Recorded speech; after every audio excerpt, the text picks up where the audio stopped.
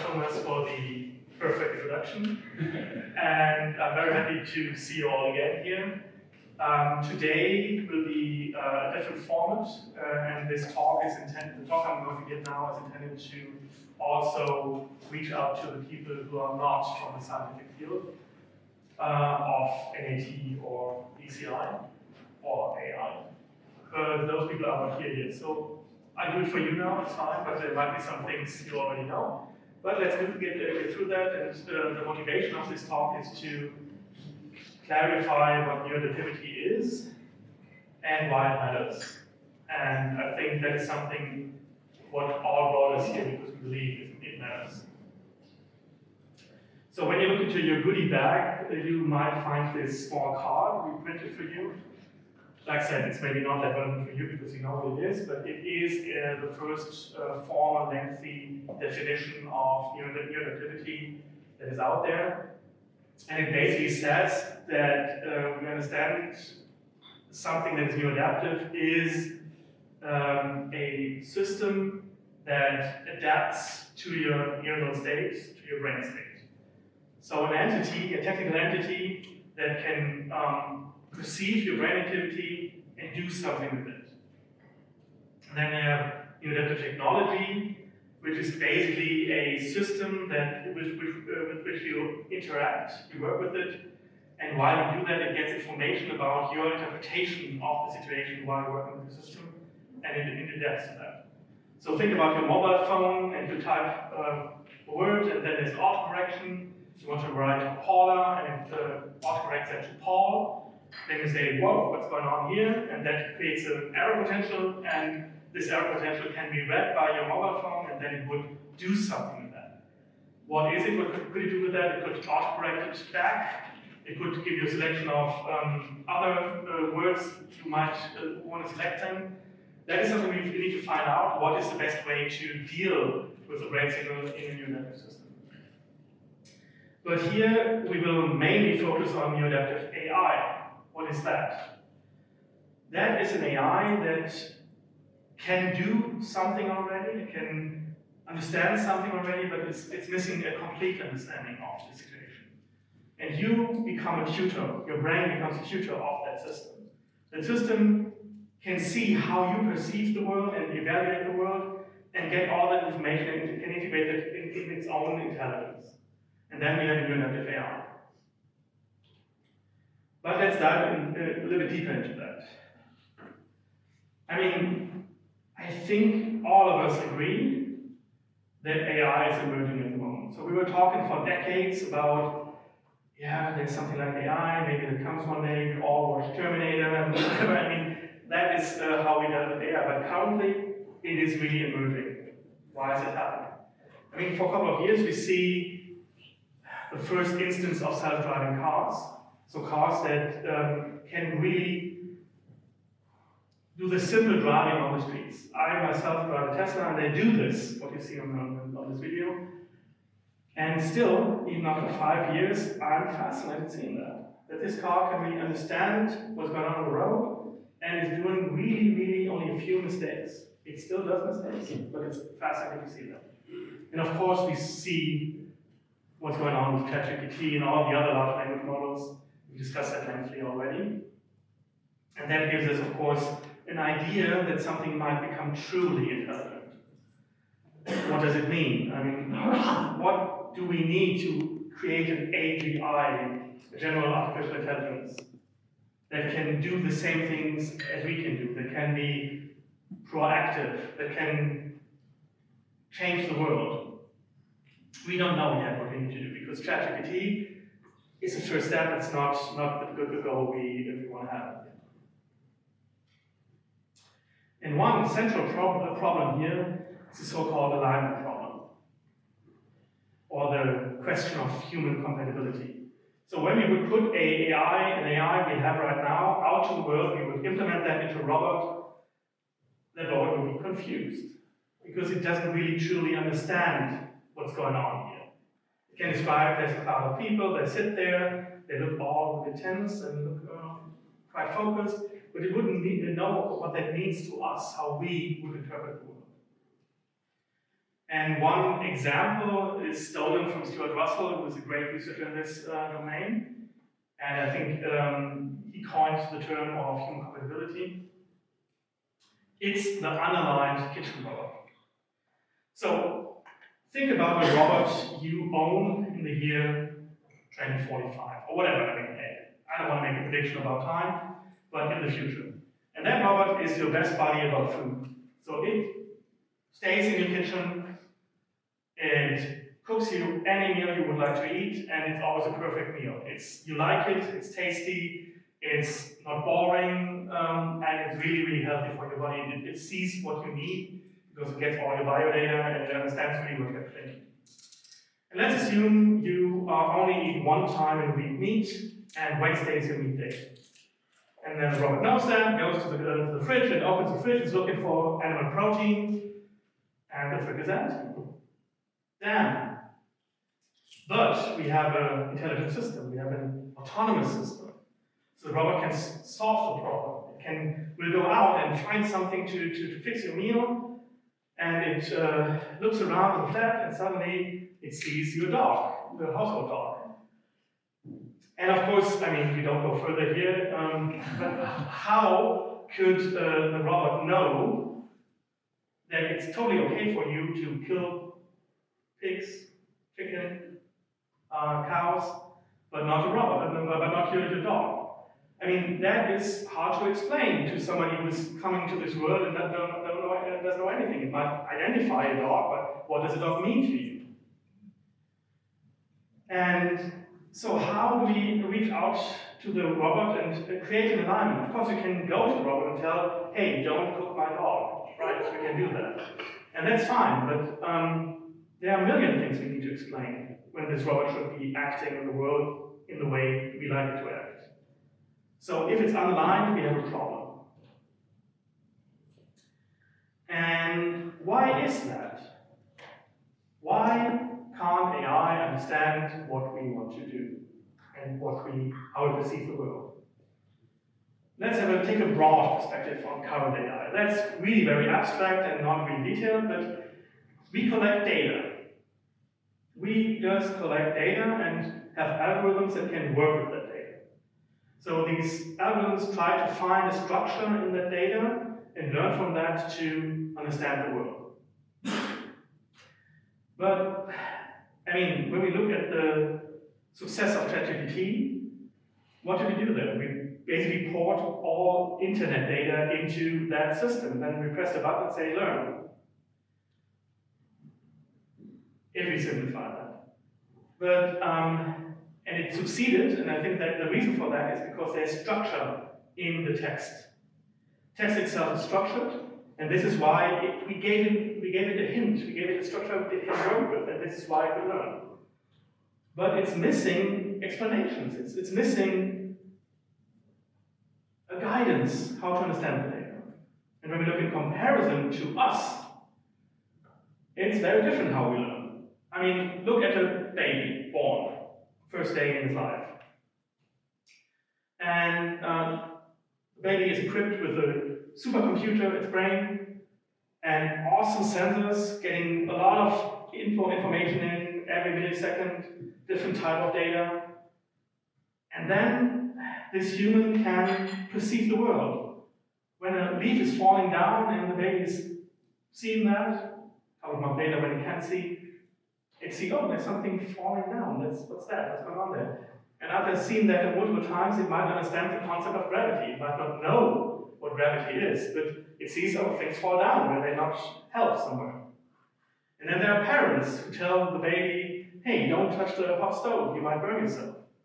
And all of that data, these annotations of the world, or these annotations of the information the baby perceives, helps us to structure it. So with all our senses, we perceive the world and we get a lot of input that annotate this perception and helps us to understand what we do. And that's a big difference to the way AIs learn. And I think we should reconsider that. I don't think we're really smart, sorry for this bold statement, how we create AIs. I really don't think we do the right way. We need to consider that that you need to structure the data better. Of course, we have successes, but we can do way more. And I propose to use the human brain as a tutor, as a teacher for the AI. So the brain is processing everything we're perceiving. And there is this cool technology we call passive brain-computer interfaces. That's a system which you put on your head and you read out brain data, and you can understand, the system can understand what the brain data means to some degree. And you can do that in real time. So it can extract meaningful, context-sensitive information from the brain and make it available to the machine. So let's assume your brain is perceiving some stimuli, then we create brain data, which looks different than when you don't perceive any stimuli. This can then be processed by machine learning algorithms that are trained to understand, to identify the meaning of this brain activity. And that could then be put into an AI, which then over time becomes more like your brain. It is fed with annotations to the world that explain how you see the world, and then the AI can mimic your understanding of the world.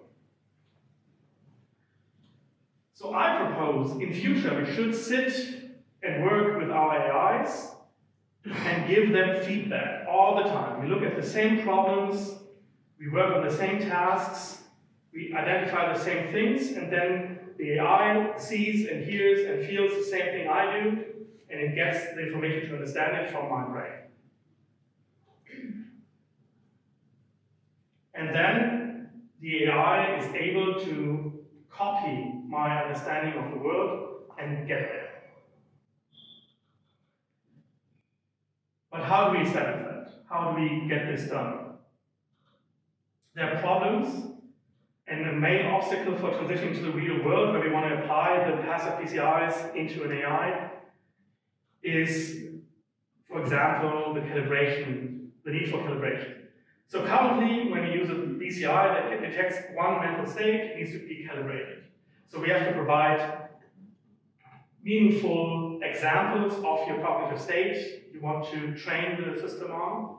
So when you want to show workload, you have to do some work, and when you don't do some work, and then the system can understand how your brain changes when you get stressed out. And that's doable, but let's imagine you want to show an emotional state to the AI. You want to show that you're happy or sad, and you have to become 60 times happy or 60 times sad, which is not too easy to create in your mind.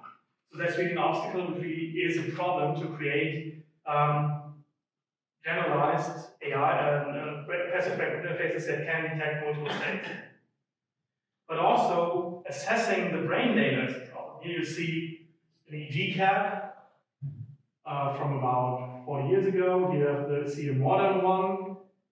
Of course, it's much nicer, but it's basically the same thing. You have to put it on your head, and it takes half an hour or longer, and you have some gel, which is fighting with your hair, and that is really a problem. It takes a long time to set this cap on. So when we go back to this example with the mobile phone, who puts a cap like that on his or her head just to have an autocorrect on their phone? And then you need an amplifier that is amplifying the data. You also see progress here. This is a standard system, and this is a mobile system we have now, but it's still too big. So these are big problems we have. But let's assume we have that already. We have trend classifiers that can detect mental states in your head, and you have a micro amplifier you can put behind your ear or something. That's all done. How does the AI deal with that data? How would the AI know what it means when there's a certain blob in your brain activity? So we need to find a way to establish an understanding of that brain activity in an AI and train the AI to learn from that. And something very good in this regard is the project NAFAS, which was now funded by the Cyber Agency with 30 million euros, which is a large amount of money, of course. To my understanding, it's the largest amount of money that went to one entity in Europe for basic research. And this money is intended to solve these problems, to help us solve these problems. So it went to the company I co-founded a while ago, to Zander Labs. And here you see, really in a nutshell, the development plan of Project NAFAS. So here we do tools. This is what I meant before. We need to have software and hardware that can assess the brain data and interpret it. And here you see mechanisms that enable the AI to learn from that data. I will not go into details. So yesterday there was a talk by my colleague Alon's call. We went into a bit more detail. But these are the main obstacles we have to solve. I can give you also some progress. So the idea is the first thing we are focusing on is creating a better headset. So here you see something around the ear, record data around the ear, maybe we go to the forehead and take data from there, and maybe a few electrodes on the head itself. We want to reduce the time you need to prepare the EEG system. And it's much easier to put it on hairless areas, and this is why we developed that. And we want to have an amplifier that is maybe behind the ear, like I did before, and we want to have a system that is processing all the data on its chip, that we don't upload the data to the cloud. Because if we go to the main markets, we need to have trust in the people, the users, the customers. If they believe, well, they don't know what you do with the data, they might be scared. But if everything stays on a chip and they can choose which mental state they want to send out, it's something which creates trust. And here you see the first prototype of our new EEG set, we call it Cypher. And the good thing with that is when you look at workload, for example, you can do almost exactly the same decoding of a mental state with that headset compared with the 64-channel EEG headset. You lose 2 or 3 percentage points in classification queues. It's still not self-applicable, but almost, and it's the first prototype, so we're not done with that yet, but it's a huge progress. The next thing we're working on and have first successes with is universal classification. So we take data and generalize the process over a large amount of people. What do I mean with large amount of people? We collect data from 4,000 people, and on each of that persons, we will collect multiple mental states. And just to give you an idea, so currently the databases you can have maybe 100 data sets. So having 4,000 data sets is a big deal. And then we want to create a classifier, a BCI system that can generalize all the data and can be used in a plug-and-play mode. So you can put it on your head, the electrodes on your head, and then directly start decoding the mental processes. But it should also work in different contexts, not only focusing on one mental task. So if you look at workload, and it could read your workload while you do math, that's great, but when you then are cooking, you want to see how your mental workload is, and it would work out, that would be bad. So we want to have also generalization of over tasks. And finally, it should be agnostic of the sensor system, so it can be applied to any new sensor we might develop in the near future. So these were the tools we are going to develop, and we also propose solutions for the learning we want to create, the new mechanisms in AI we want to create, that can understand these brain systems, signals and learn from brain signals. So one is what I call neuroadaptive reinforcement learning, or neuroadaptive feedback learning of better terms. So let's assume we have an AI, and the AI is acting in some regard. It's producing text back to GPT. Then we could put, then it does this actions on based on a model of an understanding of the world or of the user it's working with. And then let's put a user there that is observing the actions of that AI. Then this observation will create an evaluation in the brain of the observer. And it will create a certain brain response created by the action of the AI. And then this could be used to be fed back to the AI to evaluate the action. you can use that as a reward function in reinforcement learning. And then this model will be adapted over time, and the system is learning and learning while the observer is watching the actions of the AI. And this vector we have here is a vector of multiple mental processes like surprise, degree of error, current workload. And of course, we do that already when we train a large language model, for example. We do something similar. We have click workers that read text and then press a button, good or bad. But what we do here is that we get for every word, not only good and bad, we get a sequence of multiple states that tells much more. So I agree to what I read there, but I'm angry about it, and it stresses me out. That's a way more detailed information, not only for a section of text, but for the full for each word. And does this work? Yeah, it works. So here we see an example of a proof of concept we have generated. This cursor here can move on the grid randomly. It can only jump to the adjacent nodes, and the task of the cursor is reach this target here.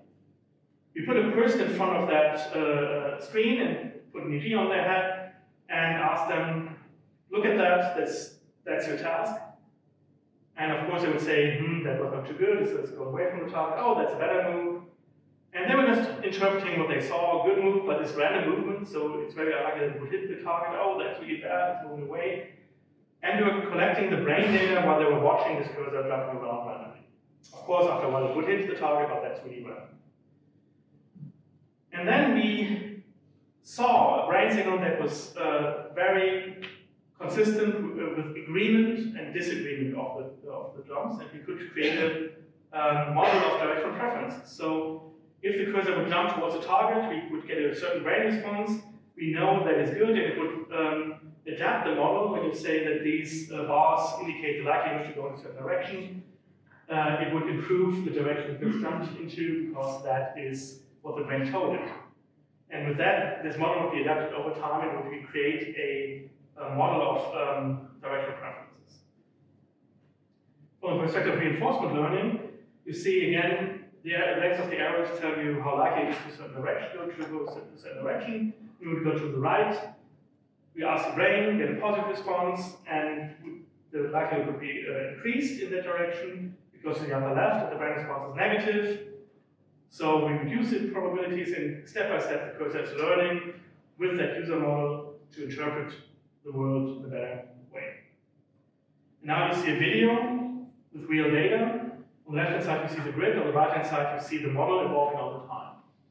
So that's a bad move. We reduce the probabilities. Good move, we increase the probabilities. And step by step, the system is learning to understand the directional preferences of the user better and act in the world, which is a grid in this case, in a better way. And it hits the target very quickly. We also did that on a larger grid, and of course, we later on asked the subjects, what happened there? I said, yeah, the first one was really, really bad, but later was good. It really reached the target very quickly. And I said, do you know why? And they came up with explanations like, the target was more often in the upper right. You know, they tried to explain that. But nobody knew that they were actually communicating with the system. So this was really an implicit communication from the user to the system. So you don't have to take care about that. You just do your stuff, and the AI is learning automatically and then reaching the goal for you much faster than we could without. And only one statistic in this plot, but in this talk, because it's very important. On a 4x4 grid, it needs on average 27 jumps to hit the target accidentally, when it doesn't have any support. On a 6x6 grid, 90 jumps. And with the BCI, we can reduce the 27 to 13, almost half, and the 90 to less than 1/3, 23. That's amazing, right? I mean, it's just a simple brain response. It's just a simple reinforcement learning mechanism. That's nothing fancy. You can do that way better. But how good is it? So when we would do perfect reinforcement, we would give always the right feedback. If the cursor would know where the target is, we get to 10 and 14. So we are very close with a simple, very simple one brain state, very simple reinforcement learning to the optimal reinforcement you can do. And that is one mechanism, the neuroadaptive feedback learning, which we propose to use to create an understanding of the world from the human mind. then, of course, we can also let the person act and the machine observe the person. We can switch tasks. And for that, we want to use neuroadaptive categorical learning. And the simple statement is biological learning is categorical. We can clicker train our dog and tell, yeah, be happy when I click, and then the dog is happy when we click, we give it food. But that's not the optimal way of learning. A way better approach to learning is categorical learning. So the idea is that you understand what a thing is where you can pour water in, then you understand what a glass is, what a cup is, and you can differentiate that, and you can transfer the knowledge you have from one cup, you have learned over one cup to other cups which were similar or something like that. So you have a big categorization tree in your mind which connects many things, and you can transfer knowledge from one point to another. So I would think it would be great if machine learning would be also categorical. But how is machine learning working at the moment? So we have supervised learning, which is basically we give examples and tell this is one class, this is another class, or we have reinforcement learning. And that's both nothing else but clicker training. So if you know it's bad to clicker train a dog, why would it be good to clicker train our computer? I don't think it is, but the problem is we don't know how to create categorical learning in an AI. That is investigated by scientists, and everybody says it would be great if we can do that, but the problem is we need to explain all the categories. And I mean, if I would ask you, can you explain all the categories you have in your head, you would say, probably not. If I say, can you talk about all the cups you've seen in your life, you probably could do that. But it would take a long time. So the idea is that you use a BCI to implicitly transfer the categories to the machine. And also here an example. So let's assume we have a task. It's nothing meaningful, it's just a simple task. And you see these symbols here. These are squares and circles, and in these squares and circles are letters like Q, B, D, and P, which is basically the same symbol, but rotated or flipped. And then a task could be R on this sheet of paper, more B's in a circle than Q's in a square. So maybe you can do the task, you can look at that, and after a while you would know, yep, yes or no. And when you do that, your brain is providing responses. It's evaluating the situation. So it would say, oh, these are items of interest, everything else is not interesting, but the B's in a circle are good because I want to have more of them, and the Q's in the square are bad. I don't want to have much of them. And all the others are irrelevant for you. And you can categorize the brain responses to that. So when you see the yellow brain response, meaningless. When you see red brain response, oh, I want to have less from that, and of that. The green brain response is, yeah, I want to have more of that. And of course, when we have a lot of data from the sheets where you gave already a response, we can do a supervised learning. We can ask an AI to learn from the examples you give to solve the task generally. And when we do that with the state-of-the-art mechanisms from machine learning and AI, we see this graph here. We provide about 1,500 trials. We see something about 80% of accuracy, a little bit more than 80% of accuracy on new trials. But you have you start with roughly 50%, and it has some trouble learning, and then in the end it goes in the AI. But what happens if you do the same process, but provide the information of the categories in your mind to the AI? Then you see the blue curve. So already after 1,200 trials, it doesn't make any mistake anymore. It does not make any mistake anymore. It has understood the problem. And it also kickstarts not with 50%, but with 65%. It very quickly has a better understanding of the situation. And besides this dip here, it is better. It is about 20% better than the standard gold system we have in our AI research. That's for those who are in classification in AI, 20 percentage points of increase in accuracy is tremendous. Usually you are happy about 0.5% or something like that. So that shows, it's just a proof of concept, right? That this principle works.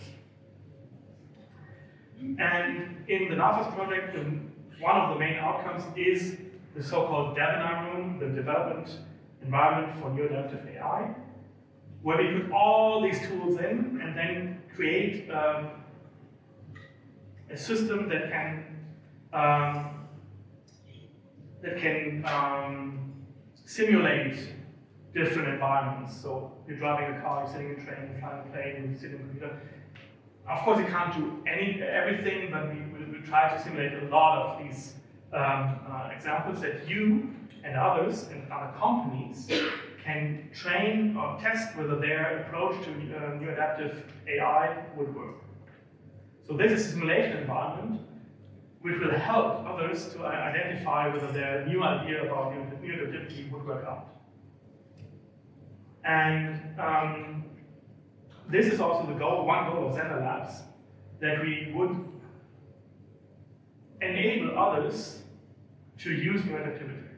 And that's important for this conference. It's good for Zander Labs, it's nice, but there is a player that is providing technology which needs to be there to other companies that they can develop new Neuroadaptive ideas.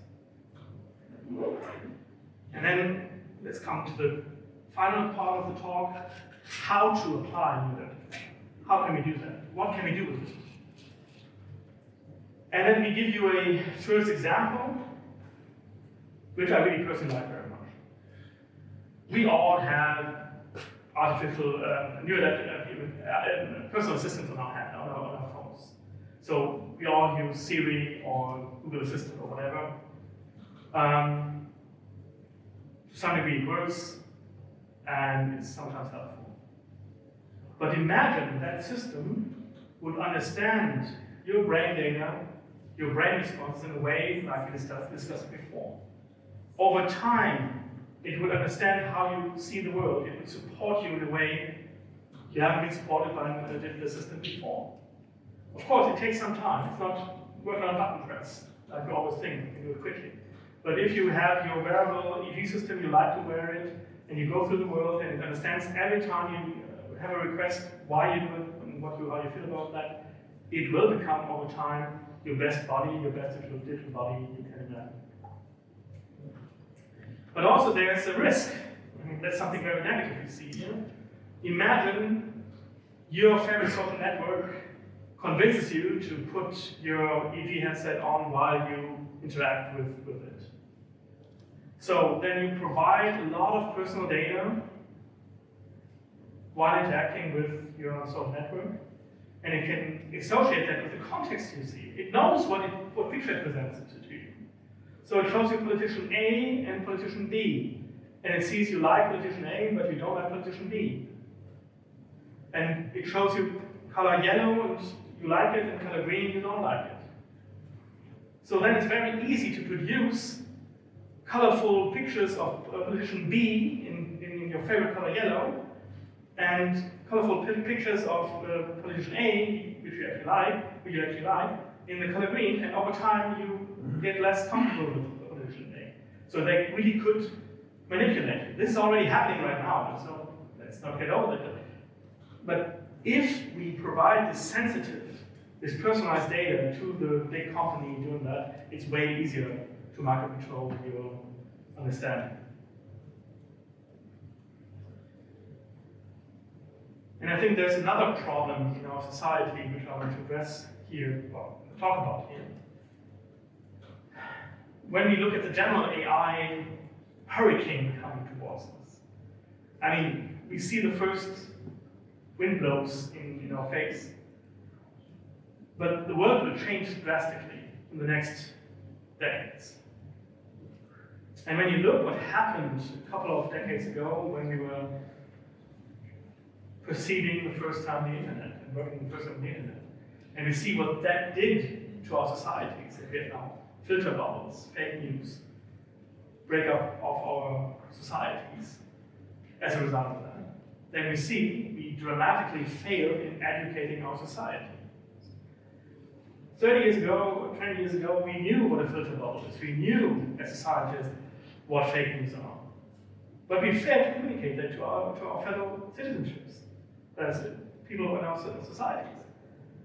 And And also there was no will or no interest in most of the people to really educate themselves. But this was like a warm summer breeze compared to what will happen with AI in our societies when we're working with AI. So we need to get out of our ivory tower, we need to get out to the people, and we need to talk to them.